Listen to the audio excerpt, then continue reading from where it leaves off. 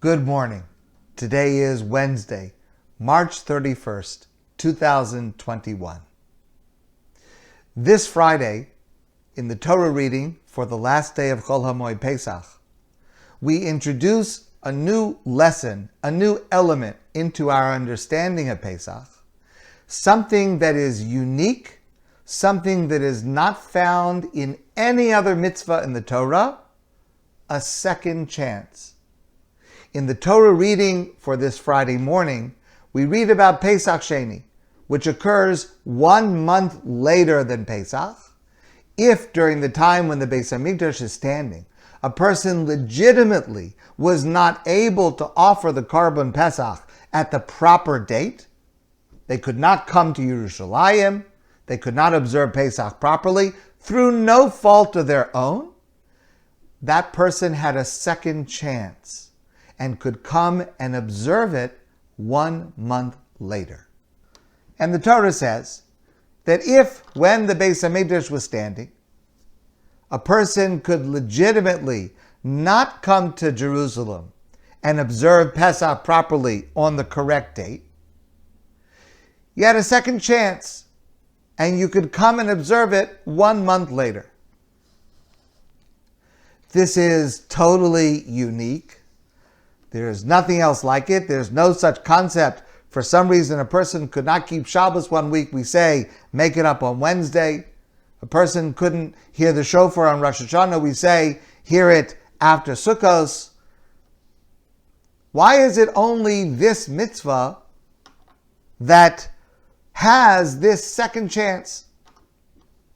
Now, this is based on a narrative in the Torah that we read in the Minyan on Friday morning.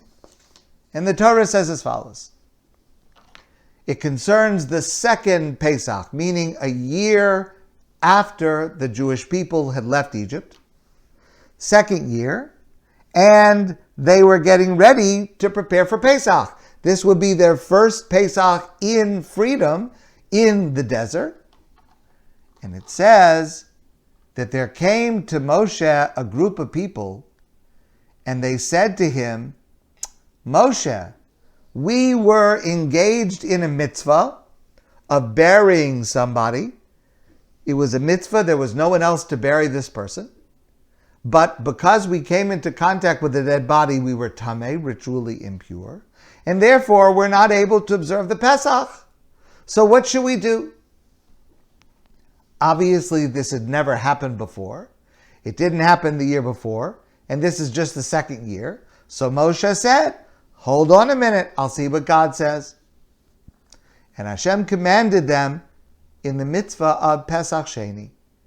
A person who had a legitimate reason not to be able to observe Pesach at the correct time, they could observe it 1 month later in the month of Iyar. And they would do the Seder, and with the Korban Pesach, and in that way they would fulfill this obligation. So that's the reading that we have on Friday. Perhaps it's because of the fact that this mitzvah is what creates our national identity. We become Jews through Pesach. Perhaps that's part of the reason why no Jew could be left out. Once we are Jews, once there is a national entity of the Jewish people, well, some Jews participate and some Jews don't.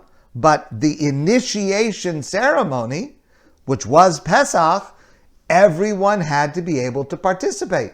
And if some reason a person had a legitimate reason, of course, if a person just, God forbid, didn't care about it, so then they're excluded. But a person who had a legitimate reason not to be able to participate, there had to be a way to fit them in.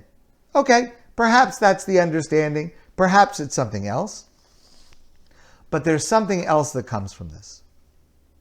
There is an attitude that comes from this passage.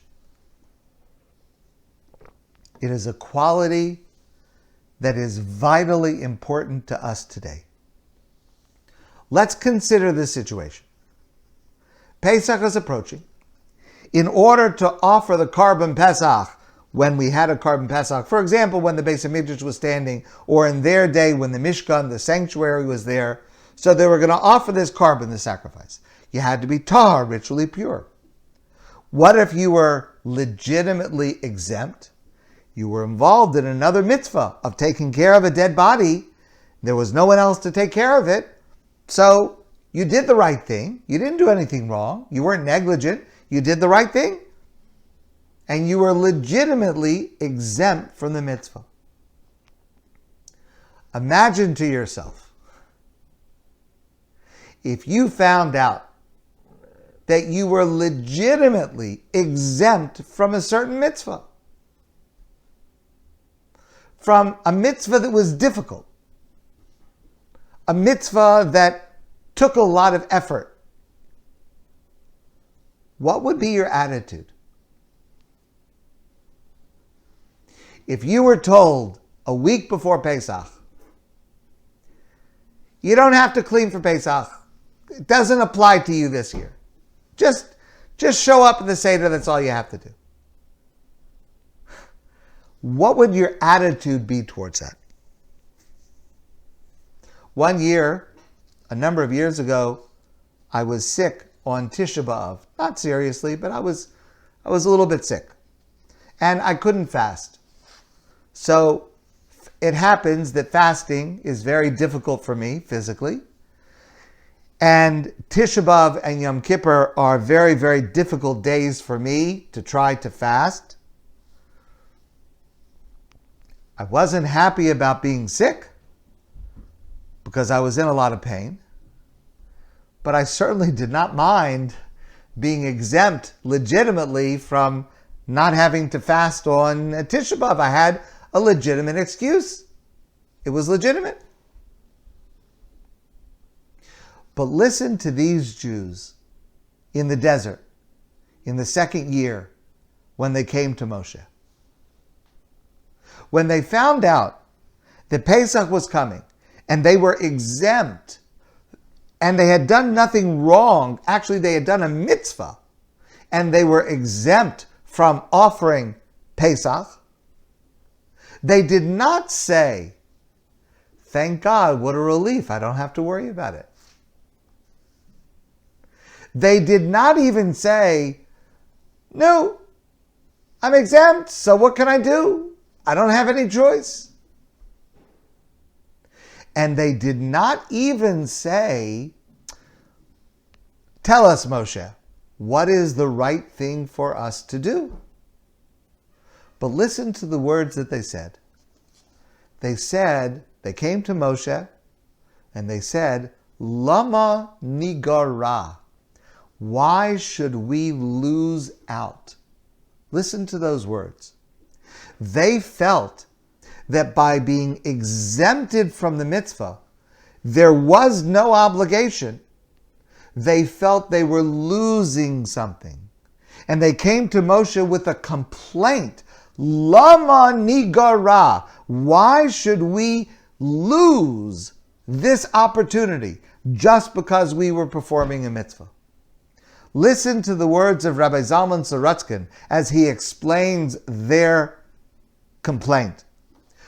Nochei nefesh, they were upset, they were sad, they were disappointed. Lo nachu v'lo shoktu, they could not be quiet, they could not rest, they were not at ease. V'tav'u mimenu, and they demanded from Moshe. Laseis lahem es hayacholis lahakriv. Moshe, you've got to find some way for us to be able to fulfill this mitzvah. We cannot stand to lose out on the opportunity to fulfill this mitzvah, even if it is God himself who is saying that we are exempt. They demonstrated an enthusiasm for the performance of every single mitzvah. They demonstrated an understanding of the beauty and the value that comes to a person by performing a mitzvah, any mitzvah. And because they recognized the beauty and the value of that mitzvah, they didn't want to lose it. So what if they were exempt? But Moshe, you've got to ask Hashem to find some way around it. Because even if we're exempt, it is beautiful. It is valuable. We need to be able to have it. The Jews in Egypt demonstrated this same quality. Because when they had the chance to finally be free, you notice, of course, the contradiction in what we say in the Seder about the reason that we eat matzah. In one place we say we eat matzah because it is what we ate when we were slaves. And in another place we say we ate matzah because that's what we took when we left Egypt to eat on the way to Mount Sinai. And the contradiction is explained as follows. The Jews in Egypt, when they finally had the freedom to sleep late, to eat whatever they wanted, to make the most delicious food, they chose not to do that. They chose to keep eating the same matzah that they had eaten while they were slaves in order to more quickly run to Mount Sinai to receive the Torah and to be able to observe the mitzvahs.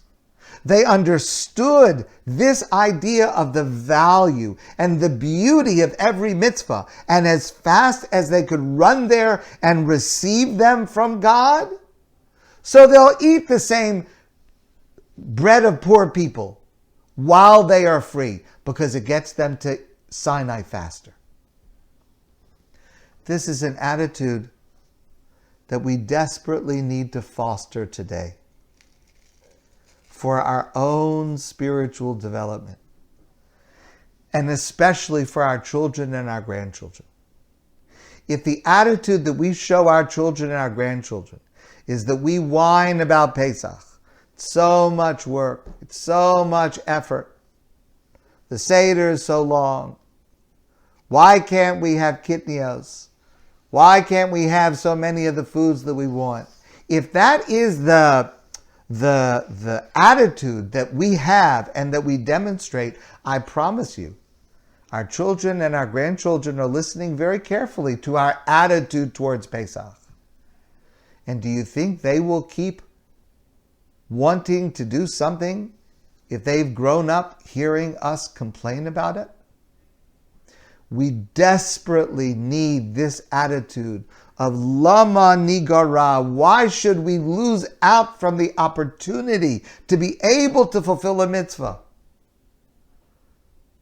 To be able to appreciate the beauty and the wisdom and the value of every single mitzvah in God's Torah. This is a lesson we need to take from Pesach. This is a lesson of Lama Nigara that needs to apply not only to Pesach, but to every mitzvah that we encounter. An enthusiasm and a desire to want to observe it. And even if it appears for some reason that we may be exempt, okay, sometimes we are in fact exempt and there is no makeup. But if there's some way to do it, if there is some way to be able to incorporate it into our lives, we need to look for that, and we need to value that. That attitude is an essential lesson that comes to us from Pesach.